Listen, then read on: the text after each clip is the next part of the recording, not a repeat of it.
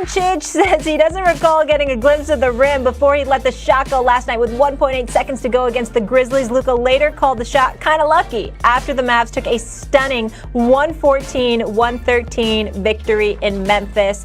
Luka is the truth. Max, was his game winner lucky? No, it wasn't lucky. I know he's being modest saying it was lucky.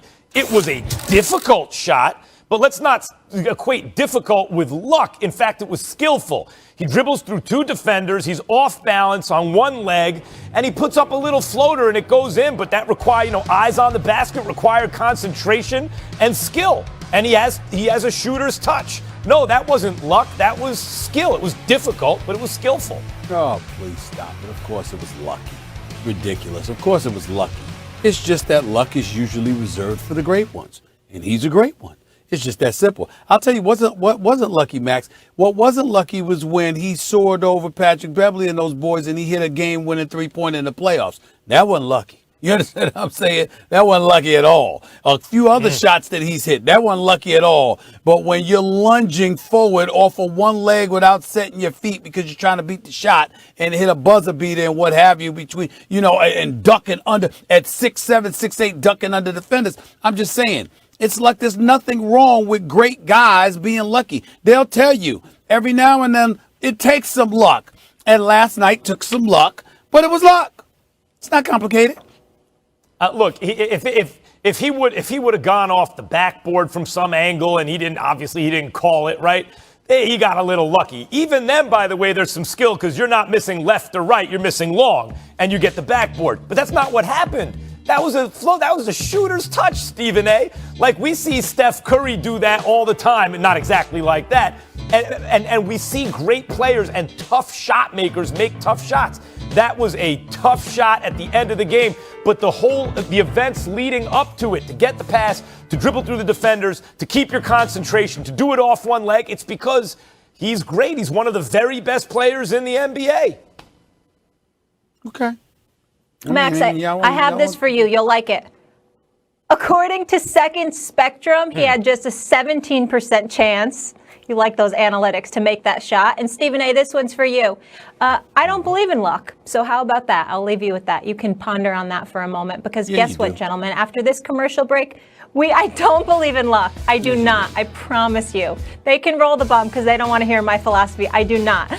Still plenty more to come in our final 30 minutes commercial free here on First Take. What do we have for you? Should the Falcons, what should they do with the fourth? The fact that the Sixers needed to pull Joel Embiid off the bench because they surrendered a 21-2 run to let Brooklyn back into the game. I think that is a bad sign. I'd also like for the record to show that the Philadelphia crowd, remember, I worked in Philadelphia for 17 years as a writer for the Philadelphia Inquirer and ultimately a columnist the last 10 years or so of my career there. I have to tell you something. It is a huge mistake. As knowledgeable as Sixers fans are, it is a huge mistake for them to be chanting that KD, sucks. That's what they said. KD, that's what they said about Kevin Durant. He was on the sideline looking at them like, don't understand. What the hell are they talking about me for? You're going to rue the day you do that because we can say a lot of things about Kevin Durant. The one thing we cannot say is that this brother can't ball. We certainly can't say that. This dude is one of the top two players on the planet Earth when he is healthy. There's no doubt in my mind. And for the Philadelphia 76ers to know that the likelihood is that you're going to have to go up against that brother. And for the fans to be chanting at him that way, that's not going to bode well for them either. There's a price that's going to be paid for that. And I think the combination of those two things, as far as I'm concerned, left the night, for me, not that great for the Philadelphia 76ers, despite the win. I think that two messages were sent. One to KD that they're going to pay for, and the other was the fact that without KD and James Harden, they still almost came back and beat the 76ers. I think it's something that works against the 76ers on this particular day. I'm not disappointed by the 76ers. I'm going to get to your points in a second, Stephen A. There's things to say about that, but I'm not just, listen, they were controlling the whole game between like 8-ish and 14-ish points most of the time, right? Like that's basically what happened. And they know they're playing a team who's playing a second of back-to-back. And they knew coming in, no James Harden, and then come to find no Kevin Durant. And they're controlling the game. And as you said, Embiid's on the bench. And, and then, by the way, Kyrie comes out of the game. The game's over, right? This is human nature. This happens in basketball. They took their foot off the gas. They figured the game's over. And then all of a sudden, whoa, game's not over. And then the game was over. Then they're like, oh, okay, let's put this, got within 3 points. Then, okay, let's put this away. And they did. You never got the sense that they were going to lose the game. Now, Kyrie didn't come back in the game. Had Kyrie come back in, maybe they win. But it did not escape my attention that Philly was controlling the game with Kyrie in. They made the run without Kyrie. And as spectacular as Kyrie has been this year, I think if Brooklyn would have had James Harden, maybe it's a little different. Like, let's get rid of this idea that the Sixers have any chance to beat a fully healthy Brooklyn team. They don't. They have no shot to do it. No one does. If this team is fully healthy, no one's got a shot to win. So it's not like, well, because the Sixers struggled down the stretch with Brooklyn, then in the moment of truth, if Brooklyn's healthy, maybe the Sixers won't be able to beat them. We already know they won't be able to beat them if Brooklyn's healthy. By the way, apologies to Embiid, because Brooklyn has no answer for him.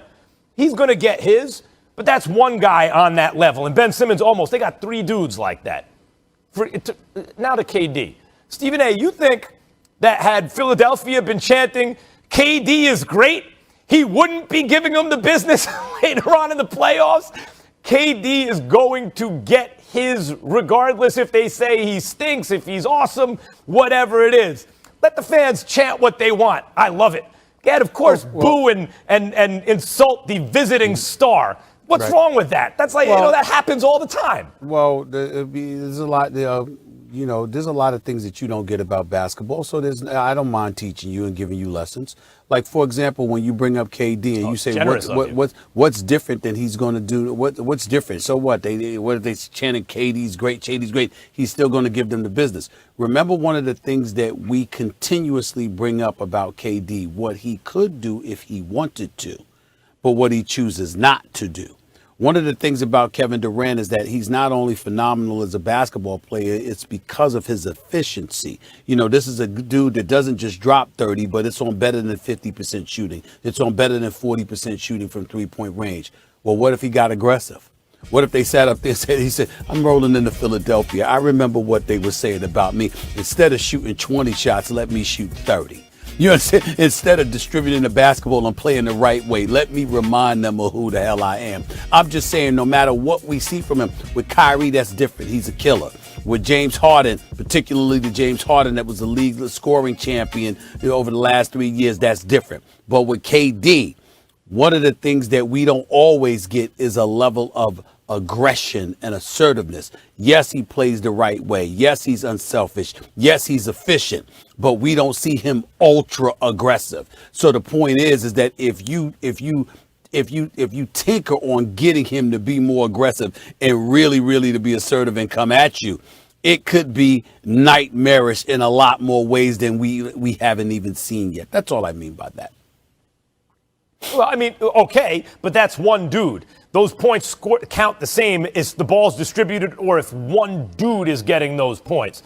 And speaking of that, my big takeaway out of this game is this, Stephen A. Kyrie Irving, I think, has to show at some point that when he's the only one of the big 3 there, the team functions better with him on the floor than with him off the floor. Stephen A., I'm not saying that definitively last night shows they're better without him. No, of course not. Because as I said, it's human nature. The Sixers are controlling the whole game. Oh, now Kyrie is out too. We got this. And everyone else on the Nets fought hard. Good for them, especially on the second of back-to-back on the road. Good for them. But still, it's happened too many times in Kyrie's career when he is the solo star, because he's an amazing player. The team too often functions better with him off the floor. It should never be that way. I got the distinct impression last night that if it were James Harden on the Nets and the Sixers were playing like that, the Nets might have won that game if it was Harden.